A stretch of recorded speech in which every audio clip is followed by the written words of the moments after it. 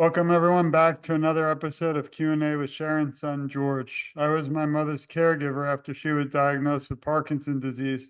Unfortunately, she passed on 1/1/2020, but we started TogetherForSharon.com in her memory. Today, I have a special friend and a guest. It's not just somebody who is coming out of nowhere, but it is incredible. And bear with us our technology because he's coming from across continents and the world. So just want to welcome Mr. Hannington and thank you for all you do. And please feel free to tell the audience a little bit about yourself. Thank you so much, George, for Sharon, and I can say together for Millie. Millie was my mom who had Parkinson's, and she died a few years ago. So I'm happy to be part of this, my friend. Thank you so much. My name is Hannington Kabugo. I'm from Uganda, the Pearl of Africa. Like I said, technology, it's a third world country, but third world country with a very good climate. So regardless of the poverty, we have thousands of good things in Uganda. So I'm so happy to be part of this. Thank you so much, George. Thank you. And thanks for all you do and your friendship. It is incredible how people around the world are kind of brought together for a sad reason due to Parkinson's, but for a great positive way because we can help share a message of Parkinson's awareness and hope for a cure. Again, everyone, thanks for bearing with us. It's hard because of the technical issues in the third world country, like Mr. Hannigan said, and also even down in Florida, it's another third world country some days, but we'll do our best. So if you can just get right into this, one thing I do want to point out again, he's actually located in Africa, which is incredible. Just to be able to speak to you here, you have been a pleasure. We've talked before, so I really want to thank you once again. But this mission is important. We need to bring awareness, not just in the US, it has to be around the world globally. And to me, there's no better start than in Africa. Maybe you could tell us a little bit about the story of your mother. Okay. Thank you once again. Like I said, I've introduced myself. I'm always happy to share my mom's story because if I don't share it, so many people out there, like in the Western world, will know what happened down here in Africa. And the ones in Africa will not know that it happened to my mom. And because of my mom, everyone can come out and we change the myth of what people think about Parkinson's. So I'm 100% happy to share my story. Sometimes it's sad I break down, which is okay, but at least I'm happy that I've changed people's lives. So thank you. Talking about my mom. My mom was Millie Kazi. She died 17 years now ago. She died with Parkinson's. And what happened to my mom, like what I always tell people, she had Parkinson's. She never disclosed this until it was beyond. She really needed to share it with her husband, my dad. So after sharing it with dad, they had I tell people they had their silly discussion in their room, and then they came out and said, "Hey, you know what, Hannington? You know what, Annette, Lee, those are my two sisters, and other people were staying with in the house. I think we need to leave mom alone here, and then we go start a new life in another apartment." So left our own house, and then we started to rent somewhere. So I asked my mom and dad, like how is she going to survive alone? More so without us, who have been helping her, cook for her cup, wash her clothes, clean her clothes and stuff. So how is she going to survive alone? Here, people use their hands. You people, you have your washing machines and stuff. So I imagined how my mom is going to handle cooking for herself, washing her clothes, cleaning the house, mopping it, and then I asked, how is she going to survive? And then my mom answers, she said, no, fine. Better you guys leave. Because the more you hear, everyone here is to get they always get Parkinson's, which wasn't the case. So it was sad that my mom had to be left at the house. So imagine you have Parkinson's, and then your kids are going away, your husband is going away, you're going to stay alone in the house. But instead of the love she had for us, her and dad, they decided to separate because they didn't have the knowledge of what Parkinson's was, because they thought it's contagious, it's witchcraft, she's possessed, so she didn't want anyone, because everyone ran away from her, her own family, her relatives, her friends around her, everyone ran away from her because they thought she's possessed, she's got witchcraft, she's cursed, she's bewitched. Right. So what happened? We had to leave, yes. So when we were staying, wherever we were staying, I would sneak to come and check on my mom to see how she's doing, because it was like four kilometers away from where she was. So if I would come to check on her, she would personally chase me away. What have you come to do? What have you come to do? Can you just go? Because I told you to go. Don't come to me. So I would tell her, I want to come to you, and I'm happy to tell the world that I have my mom's disease, because you are my own blood. You produced me. So I'll tell the world the disease I have now, it's from my mom. This is if Parkinson's was contagious then, as we all thought. So what happened, the last day when I came, I found her down. She hadn't eaten food. The lady, I was my mom's, like when everyone ran away from her, her own children, her own husband, her own community, relatives and friends, this lady was there for her. Put a plate of food like down, and then had a stick like 3 meters long. So after putting the plate down, this lady should push the plate to my mom.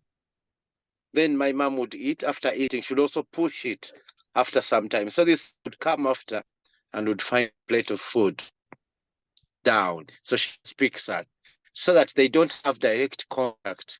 Because she thought when you get closer to someone with Parkinson's, you too are going to get Parkinson's. Right. So what happened this day, I came, this lady, my mom's hero, who give her food, whatever way she was giving her food, that we failed, that her husband failed to feed her that way. Non-relatives, non-friends, hadn't been there for 3 days. So my mom went hungry.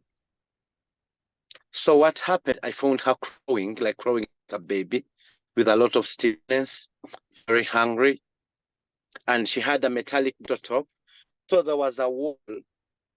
She had used a metallic bottle top to scratch the wall. When she scratched the wall, she was scratching to get dust. So she ate the dust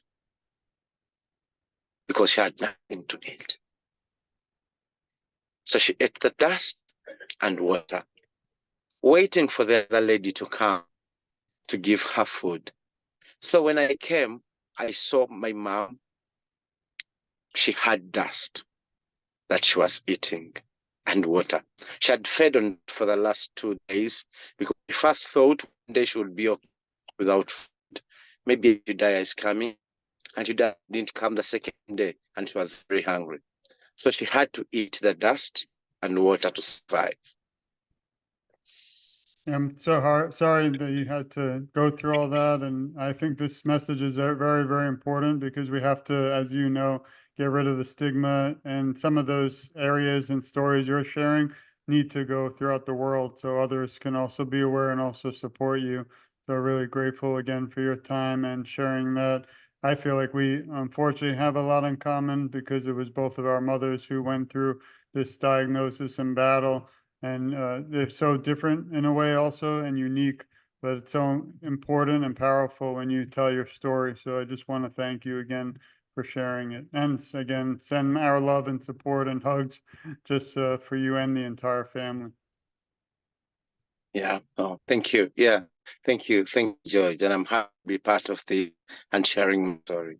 I Yeah. appreciate it. So the other time when I came back to check my mom with time fell when she hit her head down, and then she was taken to hospital. After she was found after some days, and then she was taken to hospital where she was pronounced dead because she had no one in the house to take care of her. Because she was left alone in the house, because no one would get closer to the house where the witch was, and the witch time was my mom, because everyone called her witch. So from that time, it came to my mind. So I went to Mr. Google.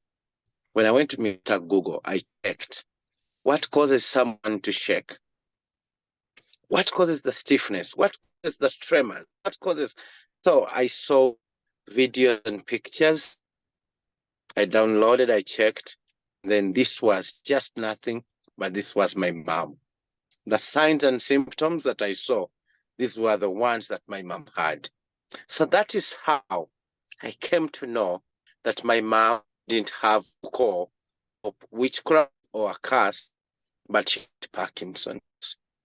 So from there, that is when I started a foundation, Parkinson's buko. So Parkinson's buko means Parkinson's is not witchcraft. So like from what?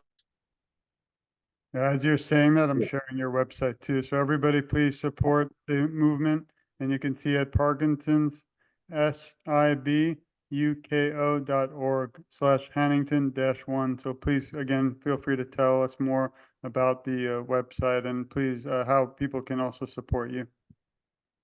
Okay, thank you. Yeah, so from that is why like I first thought Parkinson's is sibuko. So the sibuko is a Luganda word, the common spoken language in Uganda, not witchcraft, not a curse. So that is when it came to that. Parkinson's is not witchcraft. Parkinson's is not a curse. So from that is when I started Parkinson's sibuko Uganda. So how did I get to the patients? How did I get to the people who have Parkinson's? How did I create the awareness? That is where I'm going now. Oh, that's incredible. Right. Yeah, and I think that I wanted also, before you continue, thank you too for the interview you did with me, and everyone go to TogetherForSharon.com, click interviews, and you can see much more detailed on this and his biography, how to reach out also to him, and different areas that are very critical as we're talking about. I also did a lot of research, and this is not something that's small or unaware about. You're doing some incredible things around the world to bring awareness, and you can see some big time speeches you've made, and also the International Parkinson's Movement Disorder also hosted a podcast, and also, of course, the World Parkinson Congress. So we are getting the word out, but we need everyone listening to share this and to also support Mr. Hannington. So feel free to tell us a little bit more on this, on the website and the movement. Okay. Thank you. So what I did in Uganda, we have taxis as like 80%, 75% of people use taxis. One taxi carries 14 passengers, right? So what happened, I had to put stickers on taxis, and then I wrote Parkinson's sibuko for everyone to understand. Parkinson's is sibuko, Parkinson's is a science. So if you have something, if you have someone who has such signs and symptoms, don't hesitate to contact these numbers. I put my telephone numbers, and then I put a picture of someone with Parkinson's. It was a white guy, but I had to change the color to black because I failed to find a black person then with Parkinson's, or with a Parkinson's patient with, a Parkinson's patient picture who was black then. But I later got this person. I got a white person, and then I changed the picture to black. So I put that picture on the poster. So we put stickers on taxis with that Parkinson's sibuko. And then in just 1 week, I received over 50 phone calls from different people. My mom has this, my grandfather, my grandmother, my friend. My friend's mom has this. How can we be helped? How can we do this? So I set up a conference, a workshop at one of the community halls, and then people came. I didn't have knowledge about Parkinson's. I had to go to Mr. Google, find how can I help? What can I read? What is Parkinson's? Does it mature? How can I help someone? How can we diagnose? And then I set up this workshop. People came, I trained them, and then I let them know that Parkinson's is a science. It's a disease like the other disease. So what happened, I had to send people to health centers, because I thought when they go to health centers, they're going to find doctors and nurses who have learned more about Parkinson's than me, because I'm not a medical personnel, I'm a food scientist. And to my dismay, when one of the patients went to one of the big facilities and found a senior doctor, who told this guy, hey, you're drinking a lot of alcohol. That's why you have the tremors. That's why you have the stiffness. And then this guy said, hey, I've never tasted alcohol my entire life. So what should I do? Then you need to do an MRI test. When you do an MRI, you'll come with the results. Then we can see what's wrong with your brain. And then this guy said, I've 14 kilometers from my home, after finding a guy who lied to me that Parkinson's was a disease. And then now you, as a doctor, he's not a doctor, but you are a doctor. And then you say, I drink a lot of alcohol. Then this is not a disease, it's witchcraft. The call I received from this guy was a very bitter call that I lied to him, that Parkinson's is a science. So Parkinson's is buko. Parkinson's is witchcraft, because even the doctors failed to detect it. However, this didn't throw me down. I never gave up. I went ahead and thought, what should I do to get to the medical world? I went to one of the hospitals. I talked to the doctor, to the superintendent, and I asked him if he could allow me to train the doctors and nurses in his facility. And yes, he allowed, which was a good thing. So I created a CME, a continuous medical education, to these guys. I started teaching them about Parkinson's, how to help with Parkinson's, how to diagnose what Parkinson's is. Of course, these guys had learned about this, but they didn't put it in practice. So I refreshed them, and the other bit was to assure them that whatever I'm teaching them it is very okay, it is right. So Uganda has only 6 neurologists, and out of the 6 neurologists, only 2 are available. So I needed to get a neurologist to come and train them, either to train them what I've taught them, or to confirm what I've trained them, that whatever these people, it is true, because they had to trust him as a neurologist, not me. So when I met this guy, this doctor, he said he needed over $50, and I did over $500, and I didn't have money then. So how am I going to get $500? So I had to save it until I got it, and then I brought him in one of the workshops, the continuous medical education workshops for Parkinson. So I came, and I was very lucky. Whatever he was teaching these guys are the exact things that I had told them. So I told him, I'm not going to be bringing you and paying you $500 because I'll never have it. But can we use these doctors and nurses that we've trained to do the diagnosis as medical professionals? And then just in case they fail, we can get back to you for more assistance. And luckily he allowed. So he trained these doctors, and then these doctors trained doctors. So that is the training that I've been doing. Right. And for the last 5 years of Parkinson's Buko Uganda existence, I've trained over 300 medical professionals. And now, how do I get to the patients? How do we find the patients? Because doctors are in hospitals. If they are in hospitals, the patients have to come. So how do patients know that we need to go to a health center, diagnosis, or to be helped? That's where I'm going now. I have one question. Thank you for that. What do you think we need to do to gain more awareness for this throughout the world? One, need a lot of literature that helps me to teach. We need to do online training.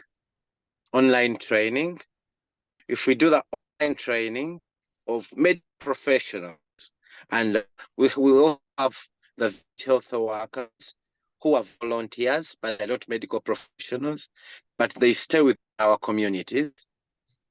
So these ones, if we train them and the medical professionals, they are going to go. The medical professionals will help in the diagnosis and prescription and helping these people, Parkinson's patients. And then village health workers will help us go back to their community and identify these people with Parkinson's like signs and symptoms. So after identifying them, we send them to the access centers where we've trained the doctors and nurses for diagnosis. Thank you. Yeah, now I wanted to shift and we'll come back to the Parkinson's awareness, but a little bit more about you. I know this is a lot on everybody and family, and it's not easy always as a topic. We're both sons who lost our mothers due to Parkinson's, so I feel like we have a bond forever. And I do feel like we're family in this fight. So again, I'm grateful for your friendship and all you do reaching the world, not just Africa. Can you list 3 words that describe who you are? I am dedicated. That is one thing. With or without finances, I have to reach there. That is one thing that describes me, Yeah. right? I'm passionate and I have a lot of love to create awareness, to dispel the myth that Parkinson's buko, that Parkinson's not witchcraft. Oh, it's very Because yeah, that is the first medicine. That is the best medicine that I give people in Uganda and Africa. Well, when I first heard, we met, a year ago, I think I was inspired by your story and I shared it around the world. And even on shows that I go on, I tell people about it because we do together have to break the stigma and the unawareness or a lot of misconceptions. Even in the US, it's almost thought of as the elderly man disease, which obviously we know is not true. So through your work and ours together, I think we are breaking boundaries. So I commend you for that. Here's an interesting one. Obviously, we lost our mothers, but also I'm curious to know during your times of struggle, who helps you? So there's someone background, maybe in the back scenes that we don't see on the video that you turn to for support. We were both caregivers. So I was wondering who is that person that kind of is there for you during times of struggle? And if you have any tips for caregivers also. Yeah, what happens is we have Sharon Kalfa. This is someone who stays in Tillamook, Oregon. This is someone I've met online. We've never met physically to date. Oh. Right? This is someone is now my president, the president of Parkinson's Buko Uganda, a founder. I'm the country director. She's the president. She's my boss. So she uses finances, her savings, to support this organization, reach out to individuals, help. Some do, of course, some don't. To have an organization in Canada, World Parkinson's Program, that helps in donating medication to some patients in Uganda. Those are 2. And so I also have Gavin Mogg, who has come to Uganda. We met on he was following me on Facebook, so he talked to Sharon and asked Sharon if he would come to Uganda because he didn't believe this was happening. So he said, let me go to Uganda and see what really happened there, if this is true. Because he never believed people have Parkinson's and people think it's witchcraft. People think it's their caste, they're bewitched. So Gavin came to Uganda. When he came to Uganda, he slept in my house for 2 weeks and he saw how things are done here and he witnessed by himself. So also helps a lot. He does a lot. He does basketball challenges to get some funds. Well, sometimes things hard, but because of the passion, as I said, because of the love, we never give up. I never give up because if it's not me, no one else is going to help patients in Uganda. No one else is going to create awareness to fight the stigma of Parkinson's in Uganda. Thank you. And Cheryl's great. I actually interviewed her also in the past, and I'd love to speak to Gavin. I emailed him once, but I think he was actually probably in Africa with you. But he's them incredible people. I'm glad they were able to also support you. I appreciate it. Is there any challenges? Obviously, I think social media could be, but what are your biggest challenges in getting the message out? Obviously, today we're live or we're recording. You're in Africa, and I'm in USA, Florida. And everyone watching hopefully can hear us because it has been a little bit of audio, but I hear you very clearly and we're going to keep this message going. It can't just end today after this talk. It has to continue on till we find a cure. But what are some of the challenges, even with social media, that you might have? I know we became close on Facebook, so that's a great one, but there's also some downsides, I'm sure, to some of these things. Yeah, I don't have a lot of issues with social media. I social media because social media, I've met people who have been of help, teaching me about Parkinson's, helping patients. I've met them all through social media. However, we have so many challenges in Uganda and Africa. The biggest challenge is the stigma that we need to fight. We need to fight it with finance because when we set up workshops, when we set up conferences, when we go to radios, when we go to TV, newspapers, all that needs money. Sometimes we really don't have the money to do that, right? Two is, because I always tell people the first medicine I give is the awareness. If mom knew she had Parkinson's, maybe she wouldn't fall, even if she didn't have medicine, because we would be there to hold her. We would be there to help her, to feed her, so that she does not get fed up her life, even if she never had medicine. So you imagine you have Parkinson's, kids are away, your husband's away, your relatives are away, everyone is shunning you away because they think you're possessed. That is the biggest pain. Like someone reaches a point that she always asks God for death. Can I die because I'm useless? I'm doing nothing. Why don't I die? So that is one thing, awareness. So whatever helps in the awareness, we need. Two, we have the village health workers, the ones that we train. They come from far places. Sometimes we need to transport them to come for training, and then they go back for the way to their communities to talk to them about Parkinson's, and also doing follow-up of our patients, because we need to do a follow-up of their patient. They bring the patients, we talk to them, they go back to their home, and then the health workers, because they stay with them in their communities, they need to go and visit them, talk to them. Three, we have a problem of medication, affordability, availability of medication. This is the hugest problem that Africa has when it comes to Parkinson's, because there's no awareness.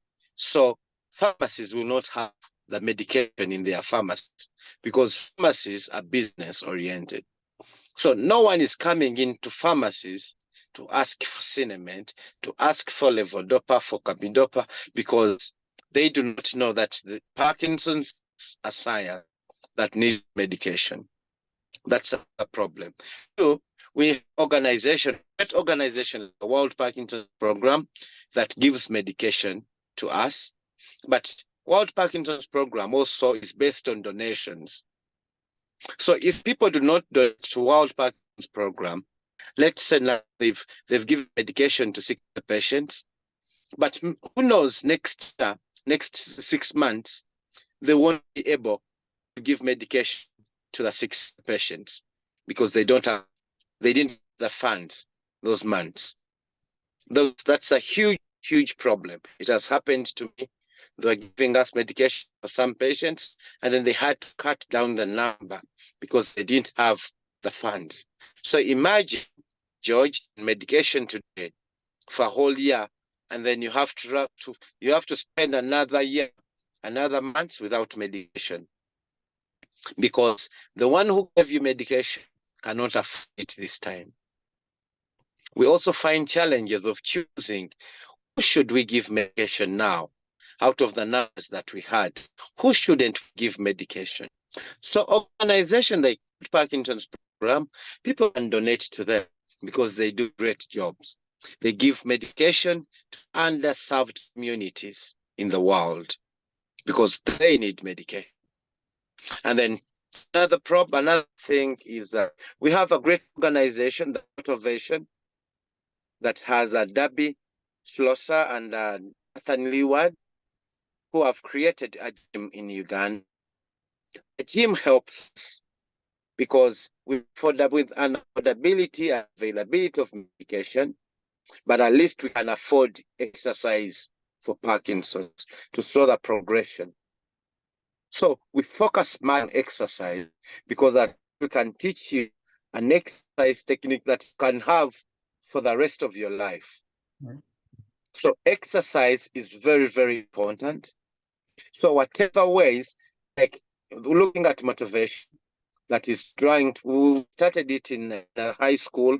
So we are training high school students so they can train the village health workers, and then the village health workers can also train the patients.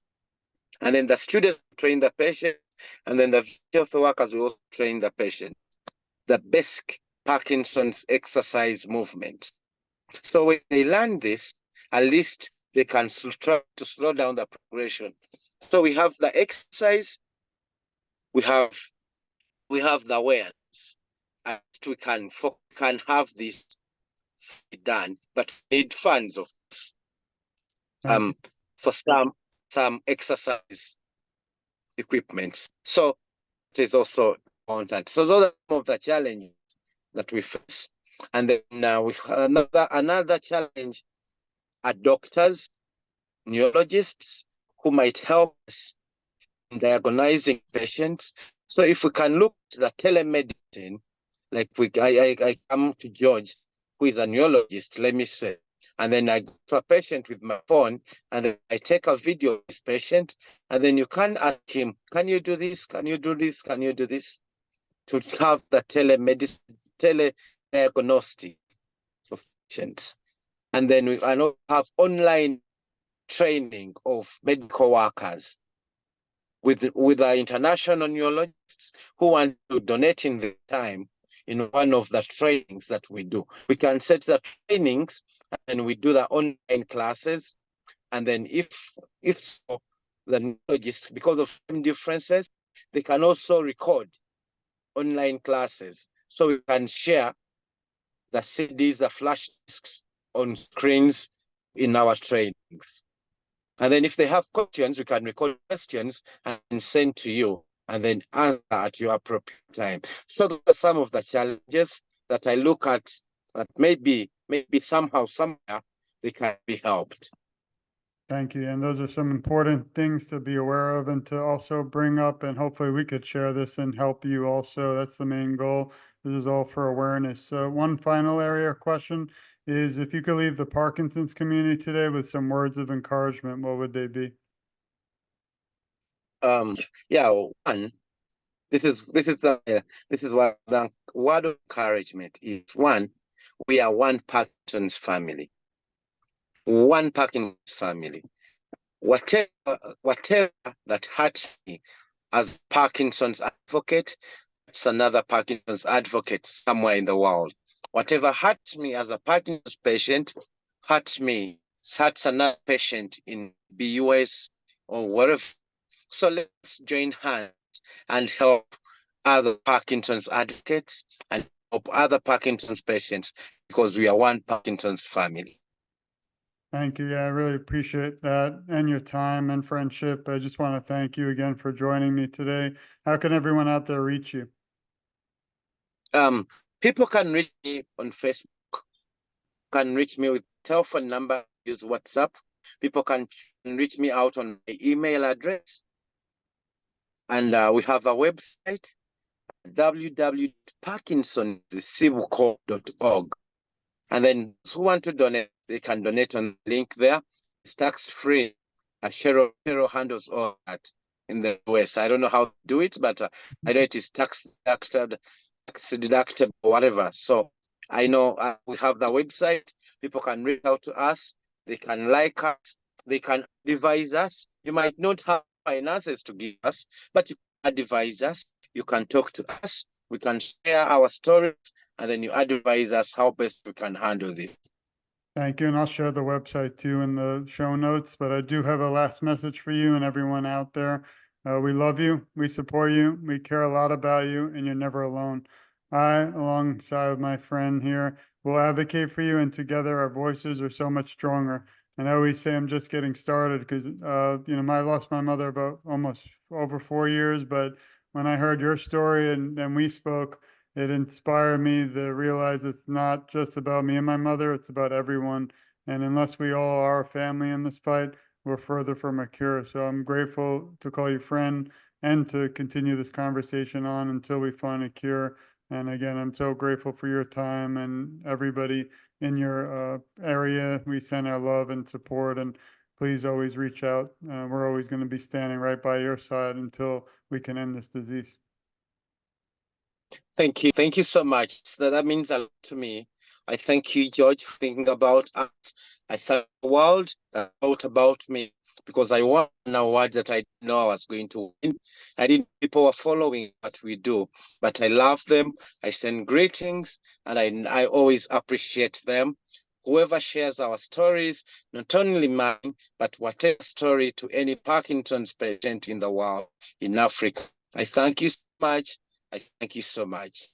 Thank you. And again, this has been another episode of Q&A with Sharon's son, George. Please continue to support Mr. Hannington and Africa, as well as the U.S. and throughout the world. Unfortunately, 1 million people approximately in the U.S. are diagnosed, but also 10 million around the world. And that doesn't count the millions and millions of families and communities that are also affected by Parkinson's. So again, on that note, I want to thank you all. Please share this. Please support him and also all he does, because it's really incredible. And one day I'll be hopefully sitting front row to the movie about you. So I appreciate it. And please keep in touch. Thank you again. Thank you. Thank you. Thank you.